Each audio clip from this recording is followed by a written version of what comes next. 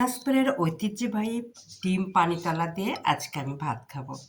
এই ডিম পানিতলাটা আমাদের দিনাজপুর রংপুরে খুব ভালো চলে। কারণ আমাদের যখন কোনো কাজের ঝামেলায় আমরা আটকে যাই আর কোনো উপায় নেই, তাড়াহুড়া কিছু কাজ করতে হবে, তখনই আমরা অলরেডি ডিম পানিতলা তরকারিটা রান্না করি। এই রান্নাটা কিন্তু খুব সহজ। একটু মাংসের মশলার মতো সব মশলা দিয়ে একটু ভুনা করে যদি ডিমটা ছেড়ে দেওয়া হয়, হেভি টেস্ট। তবে কে কেমন এক একজন এক একভাবে রান্না করে। আমি ঠিক ওইভাবে আজকে সকালকে রান্না করেছি। আজকে সকালের নাস্তা আমার এইগুলা।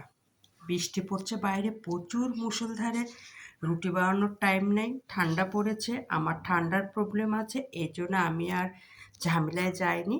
আমি সকাল সকাল একটু সবজি বানিয়ে ফেলেছি, একটু ডিম পানিতুলা ভুনা করেছি, আর হলো কালো জিরার ভর্তা।